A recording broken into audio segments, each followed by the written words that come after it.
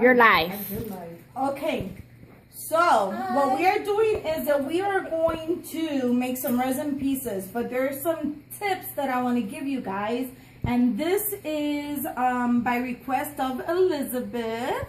Hi. And we're at her house having a load of fun, laughter, eating, having a great time. So this is the trick. One, safety first. As you can see, I have safety glasses on. I don't wear those. Safety first, glasses. Some people like to use the gloves. If you're careful, you don't have to. You're all good. If you wash your hands with warm water and soap, you should be good. So another thing that you need is popsicle sticks or little dowels, wooden dowels. And also these are the cups, the ones that are wax inside and bendable. Dixie cups, whatever brand, as long as they're waxed inside and they're bendable. Another tip is that before you start, mark your bottles, the cover and the bottles. This is bottle 1, so the cover is 1, and also the mixing cup 1. And the next one is bottle 2, and the mixing cup 2. This way you don't create a mess. Your lids don't get stuck and clumped and all of that. You don't get no bubbling, none of that. Everything is good to go. So now we're gonna start with our mixing. It takes equal parts, guys, and these are new bottles, so we're gonna have to like pop it open. You can use whatever, it doesn't matter. So like pop it open, pop the seal off, and then open up one bottle at a time. Because the last time I opened them both up at a time and I ended up spilling one. And that was a really big waste. I almost cried. At $20, you better cry. Yeah.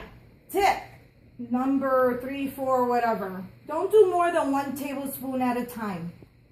The little measuring cups are marked. If you do more than that, you're going to have waste.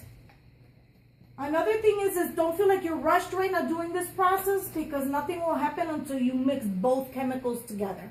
So you have time in this process, okay? So very carefully open up your bottles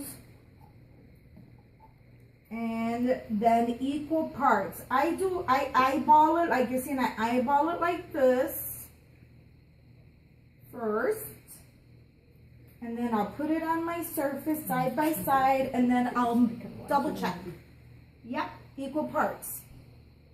I like to do this one because one is thicker than the other. The more yellow one is more liquidy. The clearer one is more thick. So if you want a color, start with the yellow. Mix it or pour it into the cup and make sure you get it all in there, because it will affect your mold if you don't do it real good. Okay, so get as much in there as you can.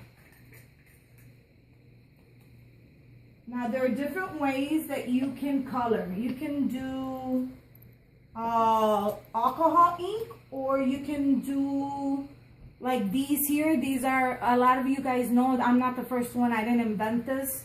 There's a lot of people who have used these like pigments, or you can use the pigments, the actual pigments. But these are LA colors. I got these at the Dollar Tree. It's the same exact thing. Okay, so let's say you want to do pink. We'll do the pigments first, and then on the next round I'll show you guys. And these pigments come like this. They have like a little brush. Depending on how much color you want, right, you're going to put in there.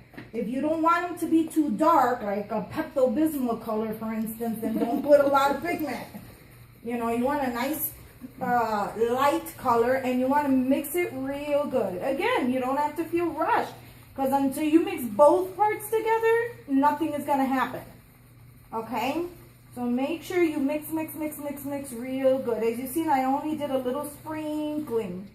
And you might have some shimmer from this after the mold. That's why it depends on your taste, what you want to do. If you want to use alcohol inks, you might have like little specks, so you can see. Are the specks good or no? It depends. Sometimes it gives it a cool look, the cool effect, but if not, you could just keep on mixing until you get them all out. Sometimes they'll settle in the back of the mold or whatever, and you won't really see it. So it just depends. And then I'll put this just so that you won't make a mess. I have another cup that I put my stick in while I do this. Also, you don't make a mess. Oh, and I also recommend the aluminum foil because I tried with the wax paper thinking that, oh, wax, it'll, you know, won't stick if it spills. But guess what? This stuff will eat right through the wax paper, right onto your surface, and you will ruin whatever surface you're working on. So I recommend the aluminum foil because it is metal. And this stuff is a chemical. So now you want to go a little bit faster because we're mixing the second part in.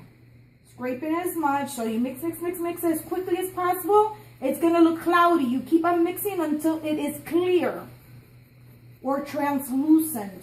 Because if not, you won't get a good mold. Okay? And it just usually takes a few seconds. That's long. See?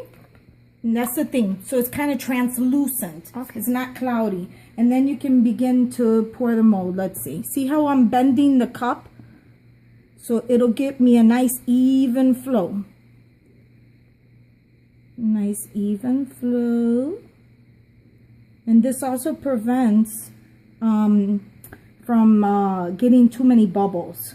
Like if you have a thinner part, always start with your thinner part and like do little drops in the thinner part like that, so that way you don't like overflow too much. Carol says, hello, ladies. Hi. Hello. Hi.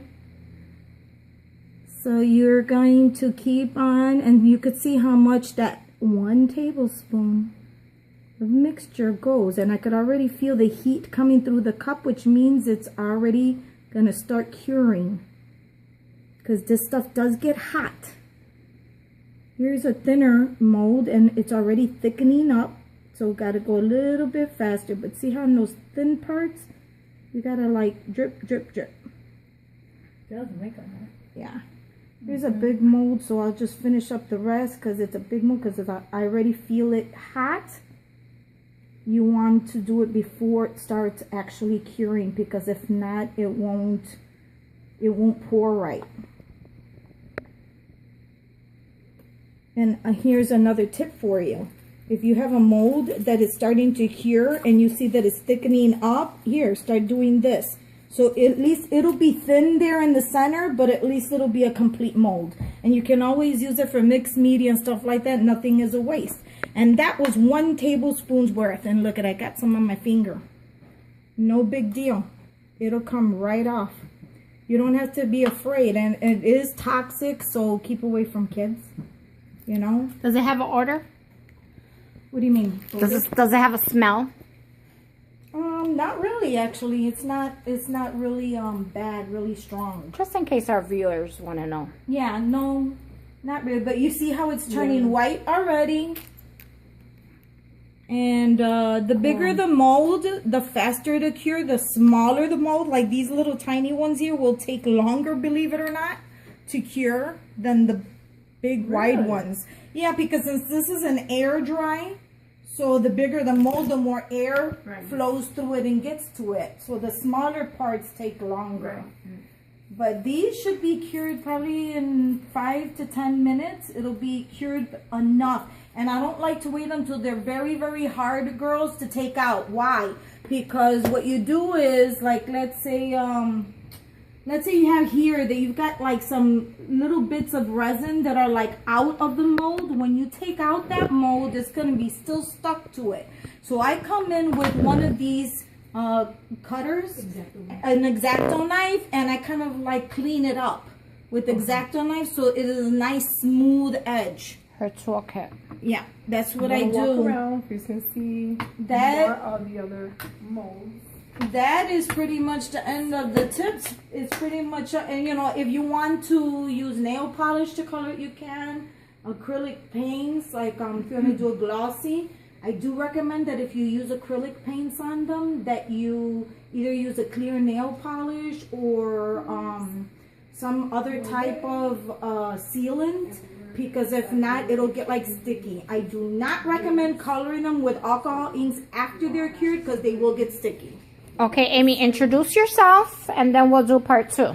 I'm Amy, Little Paper Princess on YouTube, and it was my pleasure doing this tutorial for you guys at Elizabeth's house. Carly? Carly, I'm Elizabeth's friend from down the road. Angela, Elizabeth's friend. Just send your creative eyes over on YouTube. Talk to you guys later. Bye.